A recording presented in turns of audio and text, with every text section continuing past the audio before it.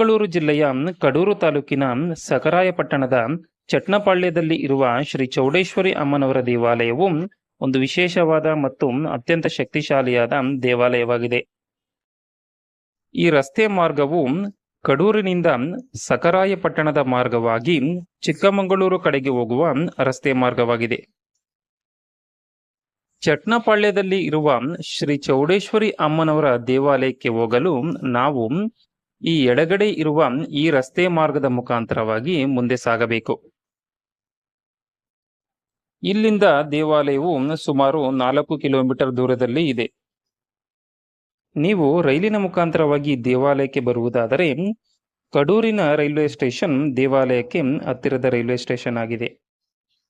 ಶ್ರೀ ಚೌಡೇಶ್ವರಿ ಅಮ್ಮನವರ ದೇವಾಲಯವು ತುಮಕೂರಿನಿಂದ 145 kilometre, ಚಿಕ್ಕಮಗಳೂರಿನಿಂದ 28 kilometre, ಕಡೂರಿನಿಂದ 22 kilometre ಹಾಗೂ ಸಖರಾಯಪಟ್ಟಣದಿಂದ ಕೇವಲ 5 ಕಿಲೋಮೀಟರ್ ದೂರದಲ್ಲಿ ಇದೆ.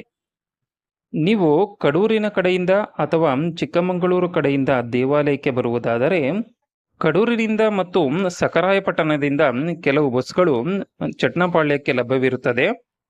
ಆದರೆ ಬಸ್ಸಿಗೆ ಸ್ವಲ್ಪ ಸಮಯ ಕಾಯಬೇಕಾಗುತ್ತದೆ. ಬಸ್ಸಿನವರು ದೇವಾಲಯಕ್ಕೆ ಹೋಗುವ ಎಂಟ್ರೆನ್ಸ್ನ ಮಾರ್ಗದಲ್ಲಿ ನಿಲ್ಲಿಸುತ್ತಾರೆ. ಅಲ್ಲಿಂದ ದೇವಾಲಯಕ್ಕೆ ಹೋಗಲು ಸುಮಾರು 1.5 ಕಿಲೋಮೀಟರ್ನಷ್ಟು ನಡೆದುಕೊಂಡು ಹೋಗಬೇಕಾಗುತ್ತದೆ. ನೀವು 4-5 ಜನರಿದ್ದು ಕಡೂರಿನ ಮಾರ್ಗವಾಗಿ ದೇವಾಲಯಕ್ಕೆ ಬರುವುದಾದರೆ ಬಸ್ಸಿಗೆ ಕಾಯುವ ಬದಲು ಕಡೂರಿನಲ್ಲಿ ದೇವಾಲಯಕ್ಕೆ ಹೋಗಿ ಬರಲು ಅಪ್ ಅಂಡ್ ಡೌನ್ ಆಟೋವನ್ನು ಮಾತನಾಡಿಕೊಂಡು ದೇವಾಲಯಕ್ಕೆ ಬರಬಹುದು. ಅದೇ ನೀವು ಚಿಕ್ಕಮಗಳೂರು ಕಡೆಯಿಂದ ದೇವಾಲಯಕ್ಕೆ ಬರುವುದಾದರೆ ಸಖರಾಯಪಟ್ಟಣದವರೆಗೆ ನೀವು ಬಸ್ಸಿನಲ್ಲಿ ಬಂದು ಅಲ್ಲಿಂದ ಆಟೋದಲ್ಲಿ ದೇವಾಲಯಕ್ಕೆ ಬರಬಹುದು. ಇದು ದೇವಾಲಯಕ್ಕೆ ಹೋಗುವ ಎಂಟ್ರೆನ್ಸ್ನ ಮಾರ್ಗ. ಇಲ್ಲಿಯವರೆಗೆ ಮಾತ್ರವೇ ಬಸ್ಗಳು ಬರುತ್ತವೆ. ನೀವು ಬಸ್ಸಿನಲ್ಲಿ ಬಂದರೆ ಇಲ್ಲಿಂದ ದೇವಾಲಯಕ್ಕೆ ನಡೆದುಕೊಂಡು ಹೋಗಬೇಕಾಗುತ್ತದೆ. ಇಲ್ಲಿಂದ ದೇವಾಲಯವು ಸುಮಾರು 1.5 ಕಿಲೋಮೀಟರ್ನಷ್ಟು ದೂರವಿದೆ. ಈ ಎಡಗಡೆ ಇರುವ ಈ ಮಾರ್ಗದಿಂದ ನಾವು ಮುಂದೆ ಸಾಗಬೇಕು. ಈ ಸುತ್ತಮುತ್ತಲೂ ಇರುವ ಹಸಿರು ರಾಶಿಯ ಮಧ್ಯೆ ನಾವು ಸಾಗುತ್ತಿದ್ದರೆ ಒಂದು ರೀತಿಯ ವಿಶೇಷವಾದ ಅನುಭವವು ನಮ್ಮಲ್ಲಿ ಉಂಟಾಗುತ್ತದೆ.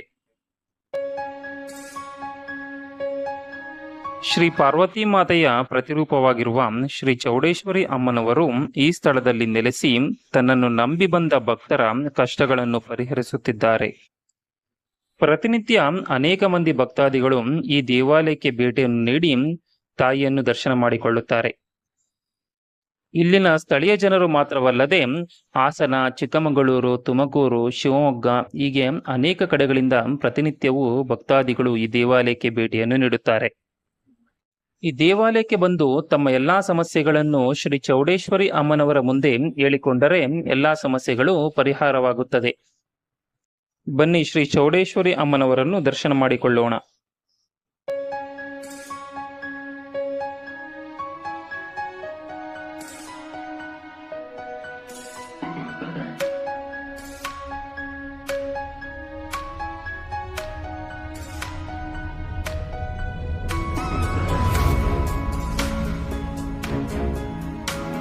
ಶ್ರೀ ಚೌಡೇಶ್ವರಿ ಅಮ್ಮನವರನ್ನು ದರ್ಶಿಸಿಕೊಳ್ಳಿ.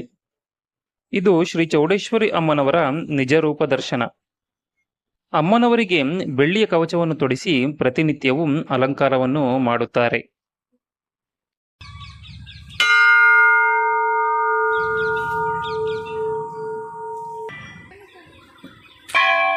ಬೆಳ್ಳಿಯ ಕವಚದಲ್ಲಿ ಅಲಂಕಾರಗೊಂಡಿರುವ ಶ್ರೀ ಚೌಡೇಶ್ವರಿ ಅಮ್ಮನವರನ್ನು ದರ್ಶಿಸಿಕೊಳ್ಳಿ. ಭಕ್ತರು ತಮ್ಮ ಕೋರಿಕೆಗಳ ಬಗ್ಗೆ ಅಮ್ಮನವರ ಬಳಿ ಕೇಳಿಕೊಂಡಾಗ ದೇವಾಲಯದ ಪುರೋಹಿತರು ಶ್ರೀ ಚೌಡೇಶ್ವರಿ ಅಮ್ಮನವರ ಮುಂದೆ ಇರುವ ಹೂಗಳನ್ನು ತೆಗೆದು ಅಮ್ಮನ ಬಳಿ ಪ್ರಶ್ನೆ ಕೇಳುವುದರ ಮೂಲಕ ಭಕ್ತರ ಕೋರಿಕೆಗಳು ನೆರವೇರುವುದೋ ಇಲ್ಲವೋ ಎಂದು ಹೇಳುತ್ತಾರೆ.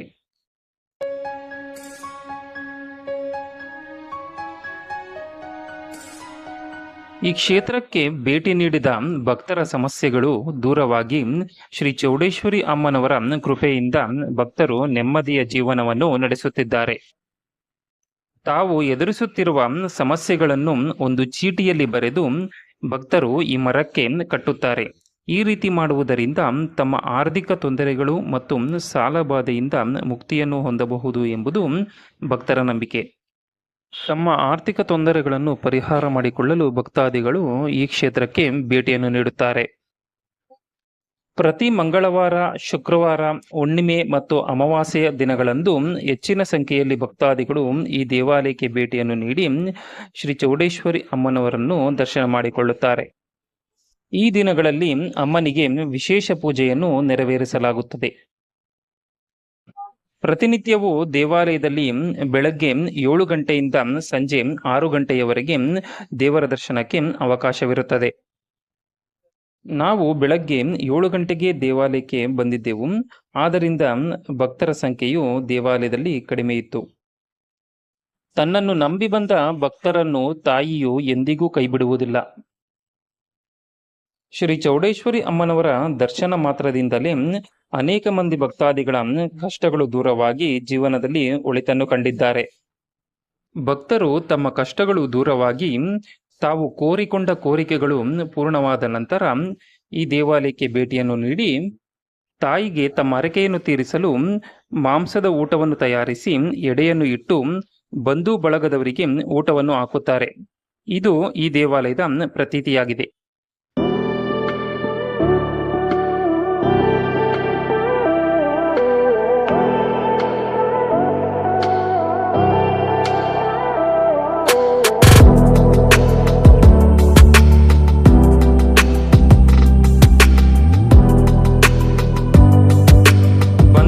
ಭಕ್ತಾದಿಗಳಿಗೆ ಅನುಕೂಲವಾಗಲೆಂದು ದೇವಾಲಯದ ವತಿಯಿಂದ ಯಾತ್ರಿ ನಿವಾಸವನ್ನು ನಿರ್ಮಾಣ ಮಾಡಲಾಗಿದೆ.